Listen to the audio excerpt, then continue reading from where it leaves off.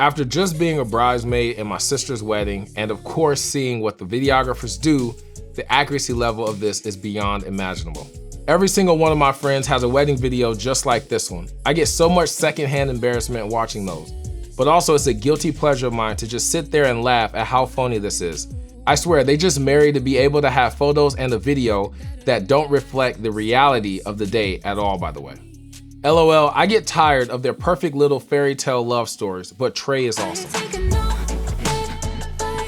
Those are just a few comments from Trey Kennedy's Every Wedding Video parody, where he basically went out, got a bunch of people involved in his family, his wife even, and he married himself.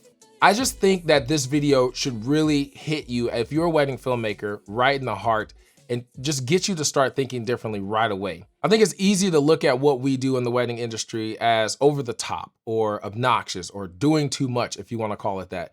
I see comments all the time, and I think the gear and the things that we bring sometimes takes more of a presence than why we're actually doing it. I wanted to make this video and just be real for a second. The reason I am so over the top and I'm putting so much energy into these films is because I like telling stories. At the ground, at the foundation of what I'm doing, it's not to make a wedding video, it's just to tell a great story. And the tools and the things in my approach is nothing new to storytelling. In fact, these are things that you can pick up if you were to be in the Art of Documentary course by Mark Bone or other documentary filmmakers right here on YouTube. You would actually see a pretty common trend that's going on, and that's pre-production and building a story and actually creating something that starts with your idea and then all the footage you get that gets you to the end. I think with weddings, the industry in a whole is kind of like the black sheep of filmmaking. Like, people look at wedding filmmakers as a joke, not serious. In fact, at one point I was almost embarrassed to even say it when people would ask, oh, what do you do for a living? I just wanted to say I owned a production company. I hated telling them that, oh, I film weddings, because it's always looked at, even as someone that's not in the wedding industry. Like, this could be, you could be talking to any random guy on the street and they will instantly judge you like, oh, I'm just a wedding filmmaker. They're gonna look at you like, oh, like you don't do anything then. Like, it's just, it's a part of filmmaking that isn't respected. And I think that Trey Kennedy video really shows how much it's not respected. I've watched that video a couple of times and I laughed at it. It's funny because I do notice the trends. I notice the same bridesmaids grouped up together and, oh, look at your neighbor and smile. And I always think to myself, would the couple miss that? That Trey Kennedy video, it did two things. And I think if you're a wedding filmmaker, you should be triggered. You should instantly feel disrespected. Not in a bad way. Now, I'm not saying that video was bad. I love it, in fact.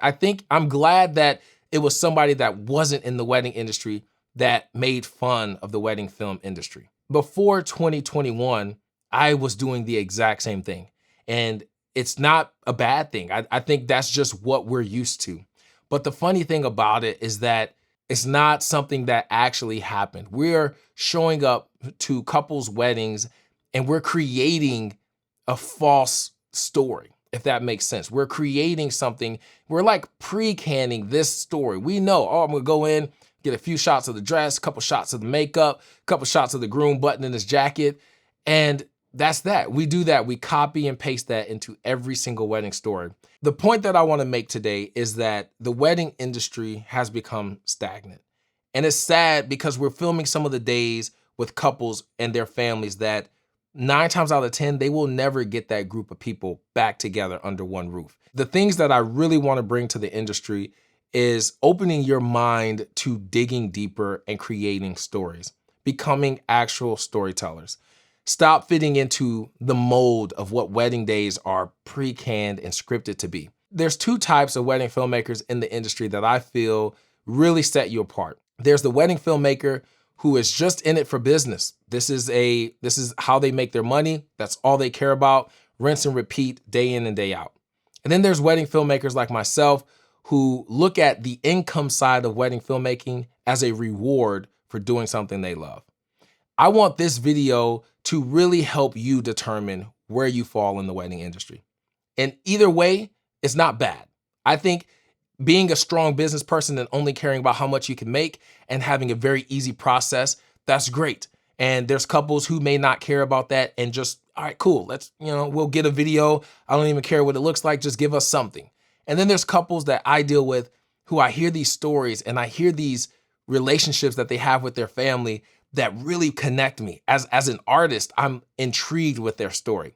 And I think that is why I'm so passionate with this new mindset and this new approach to filming weddings that takes you completely out of the wedding stereotype, the slow-mo montage, the buttoning up the jacket, the hanging dress shots, the look at your neighbor and smile, just getting away from that and focusing more on a narrative, story-driven wedding. One of the things that really, really pushes me and gets me just like on the edge of my seat, I'm like, I'm all in, like I'm passionate, I'm furious, there's rage in my eyes, is when I talk in my consultations with my couples about my own wedding film and the things that I truly, truly dislike and wished that I had, but will never get again. I just want to give you guys a little bit of like background. My dad was murdered back in 2012. Just rip the Band-Aid off.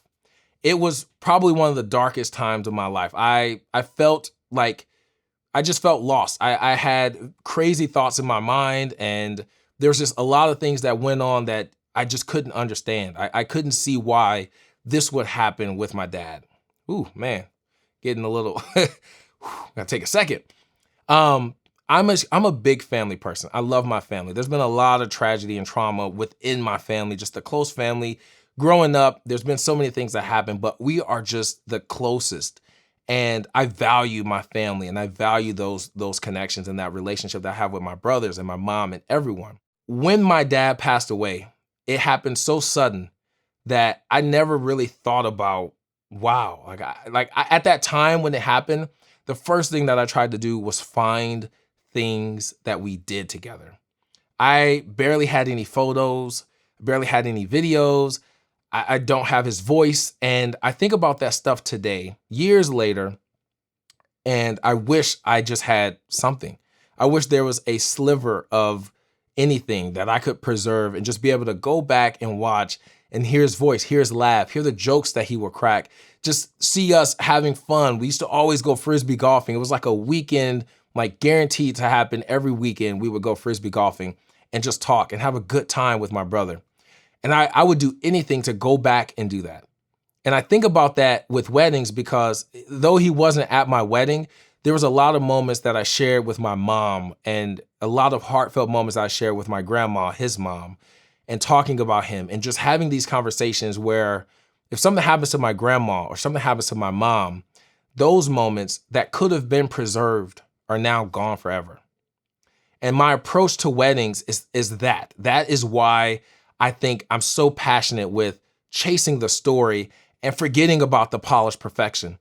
I don't care about the dress hanging from a chandelier, and I don't care about, getting a shot of you button up your jacket, because truthfully, none of that's gonna matter when something happens to your mom or something happens to your grandparents or something happens to your best friend. This is like our one opportunity to really take in the moment and try to capture everyone and their perspective of your journey. I think it's just good to note that if someone that's not in the wedding industry, like Trey Kennedy, can go out, get his family involved, spend however long renting a venue for all that as well, just to create a fake wedding film, that should be proof that what we're doing is all wrong. It's backwards. We should be delivering. This is an opportunity for us as filmmakers to create authentic documentaries and stories that each one should be different because every couple's different, but these stories should be so powerful that they move anyone that watches them. What's hard for me when I see a lot of these same repetitions and you see it everywhere. Every single wedding filmmaker, we're posting, cinematic this, cinematic that, breathtaking wedding film, the best wedding film ever. And we're seeing this and we're judging these films based on their aesthetic, not the story. We're basing a wedding film. We're saying that this is the best wedding ever because they had flamethrowers and a choreographed dance, not because the story was so good that it pulled me in and I'm just like, I have to watch it again, like our favorite movie. If you're wanting to just rinse and repeat and have just, make the most amount of money in weddings and do the least amount of work, I'm not talking to you. But If you're in this because you authentically want to be a good storyteller, you love the presence of weddings and what they offer for couples and the statement that you can create for them, but you want to take it a step further, that's who this video is for.